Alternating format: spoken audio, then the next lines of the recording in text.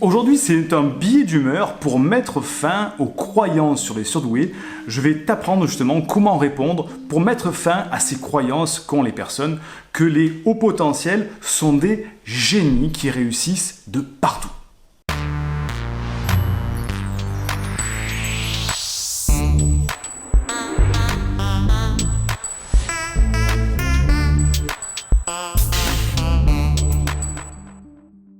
Je te souhaite la bienvenue, je suis Siegfried C, je suis neurothérapeute et j'accompagne les personnes à haut potentiel à soulager leur mal-être pour apprendre à s'épanouir avec leur surefficience. Tu as d'ailleurs, tac, hop, en lien en description de cette vidéo ou en description de l'audio si tu écoutes au format podcast, eh bien un lien vers une formation offerte qui s'appelle Canalise tes pensées envahissantes et découvre le mode d'emploi des hauts potentiels. Cette formation est offerte dans le cadre de cette campagne de sensibilisation pour les hauts potentiels. Ceci étant dit, quoi répondre aux personnes, c'est vraiment un billet d'humeur aujourd'hui, quoi répondre aux personnes qui disent « Oui, ah d'accord, tu es au potentiel, tu es surefficient, donc tu es un génie, c'est ça. » Oui, ben en fait c'est ça, c'est le singe savant. Voilà, il y a une sorte de fausses croyances, il y a beaucoup de fausses croyances qui tournent autour des surefficients, des surdoués, de haut potentiel intellectuel comme émotionnel. Et je voudrais que cette vidéo, tu puisses la partager à ces personnes qui disent « Ah d'accord, ah oui, t'es un génie, t'es une sorte de singe savant. » Non, tu leur partages cette vidéo et avec toute la bienveillance, je vais expliquer justement les fausses croyances qui sont colportées et ce qu'il faut en retenir. Première fausse croyance, le haut potentiel est omniscient et il est performant dans tous les domaines. C'est-à-dire qu'un haut potentiel, c'est une sorte de génie qui a le savoir infus comme ça, il a une science infuse et en fait il est performant de partout. Tu le fais travailler en maths, il est bon en maths, il est bon en physique, il est bon en bricolage, il est bon en dessin, etc. C'est une fausse croyance. Le haut potentiel n'est pas omniscient justement, il va canaliser ses capacités intellectuelles sur des sujets très particuliers qui vont le rendre performant, mais il va être au contraire sous-performant dans beaucoup d'autres thématiques. Alors, je ne vais pas parler des cas spécifiques de personnes qui sont autistes, c'est pas du tout la même chose, hein, on appelle ça les génies autistes. On parle de personnes qui sont saines mentalement, des hauts potentiels, qui vont effectivement parfois être bons dans les mathématiques, mais être très mauvais en histoire ou en géographie, ou très mauvais en mémorisation. Bref, les hauts potentiels ne sont pas omniscients, donc ils ne savent pas tout, et ils ne sont surtout pas performants dans tous les domaines. Deuxième fausse croyance, les hauts potentiels surmontent leurs problèmes d'enfants précoces. Il faut savoir que le haut potentiel, la personne au potentiel a été un enfant précoce, détecté ou pas, mais en tout cas il a été. Et donc croire que le haut potentiel va surmonter ses problèmes d'enfant précoce, c'est faux. Lorsqu'on a été un enfant précoce, on se sent en décalage par rapport déjà à ses camarades, il y a tout un tas de problèmes qui vont se mettre en place, la fabrication d'un faux self, c'est-à-dire d'un masque social, bref, tous ces problèmes-là ne s'arrangent pas en devenant adulte. On ne se dit pas, ah oui, bah en fait, oui, il est haut potentiel, il est surefficient, ben on le laisse faire comme ça, puis de toute façon, en grandissant, ça va s'arranger. Non, quand on a un enfant au potentiel, ou si toi-même tu m'écoutes et tu es un jeune au potentiel, pas encore majeur, ça ne va pas s'arranger en grandissant.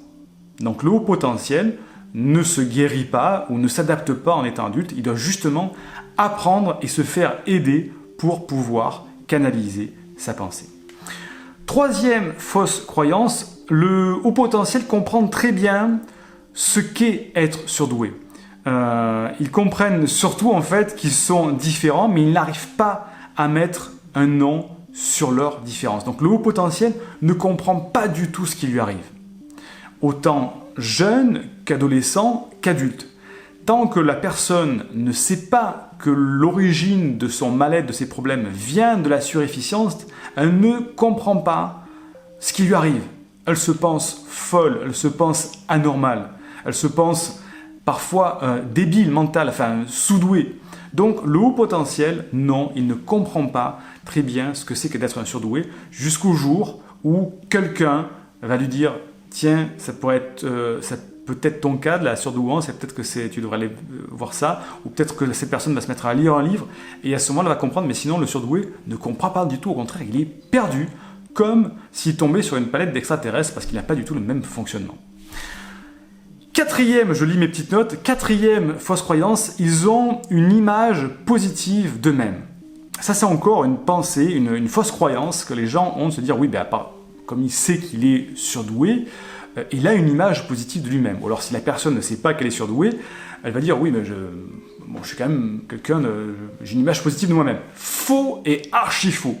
Le surdoué, le haut potentiel, qu'il en ait conscience ou qu'il n'en ait pas conscience, il a une image très négative de lui-même. Il a une tendance énorme à s'auto-dévaloriser, à s'auto-saboter.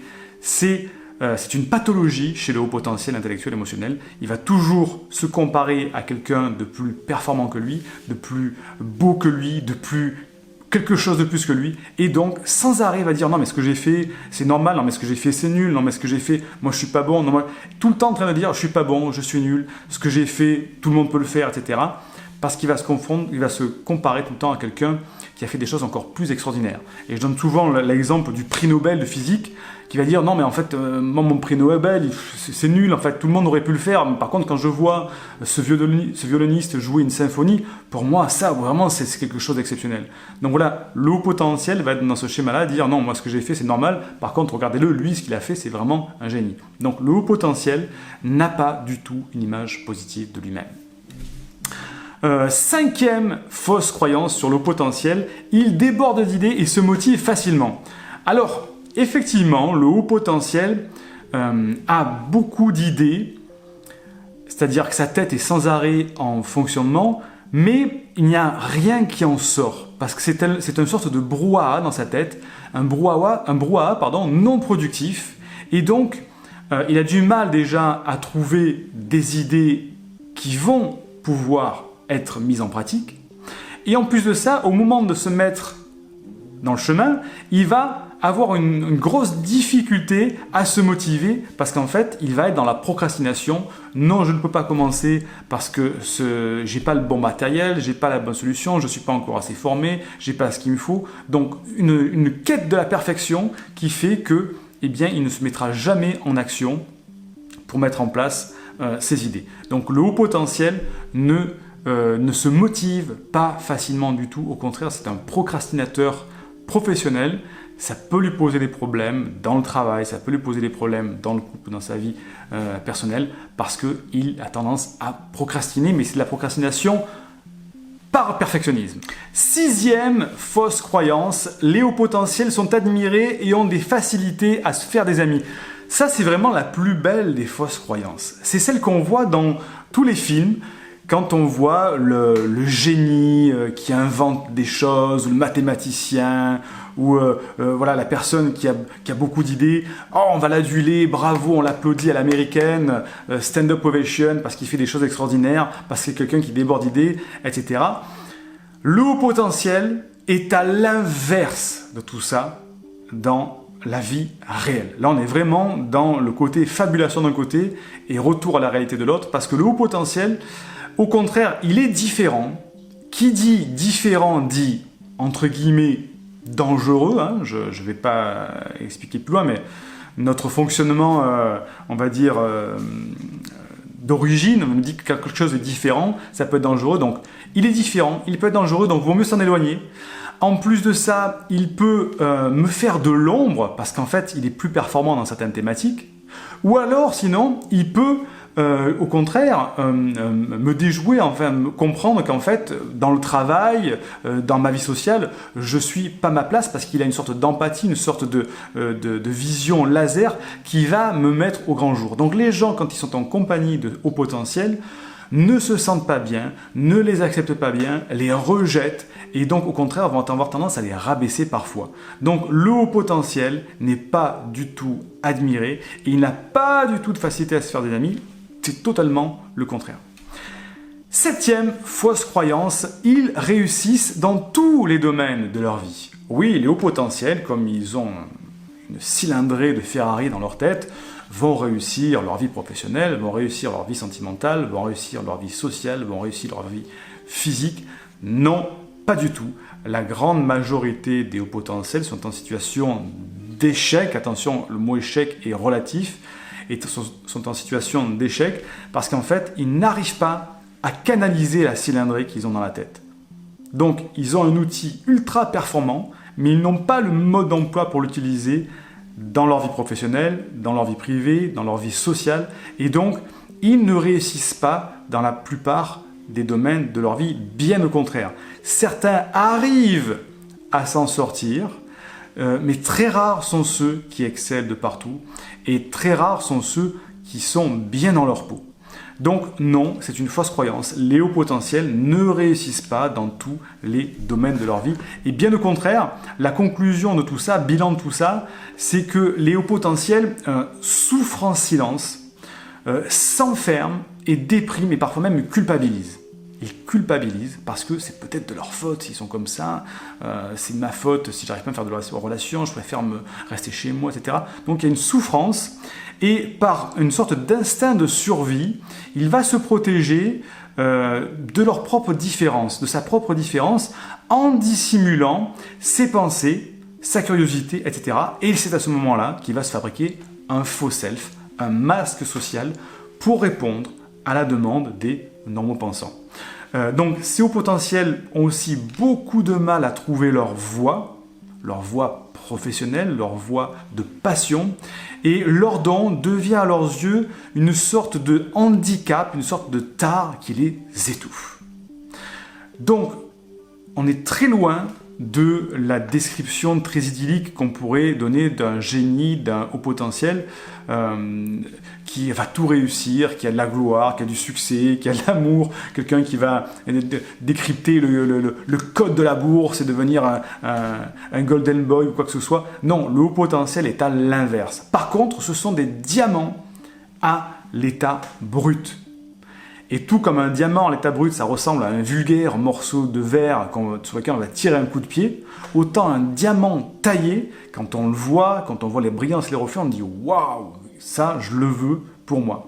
Donc un haut potentiel, toute sa difficulté va être de tailler ce diamant brut pour justement devenir un diamant. Et c'est là qu'il est intéressant pour un potentiel autant intellectuel qu'émotionnel, d'apprendre comment il fonctionne pour avoir son mode d'emploi et pouvoir non pas mettre un faux self pour répondre à l'extérieur, mais à apprendre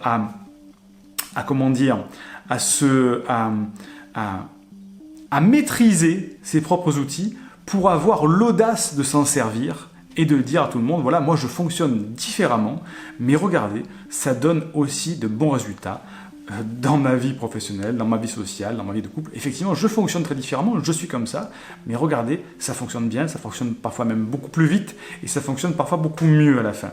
Donc voilà, si quelqu'un a rigolé en disant de toi, oui c'est ça, tu as lu un livre, tu te dis surdoué, tout ça pour te la péter, parce qu'en fait les surdoués, ça fait bien, c'est bien d'être un surdoué, ou alors si tes enfants, tu penses qu'ils sont surdoués, ouais, c'est parce que tu as envie un peu de la péter à l'école, de dire que les enfants, ils sont différents, eh bien partage-leur cette vidéo pour leur montrer que non, les hauts potentiels, c'est très très très compliqué, c'est très douloureux, et c'est vraiment une souffrance au quotidien tant qu'on n'a pas trouvé ce mode d'emploi, et c'est pas évident.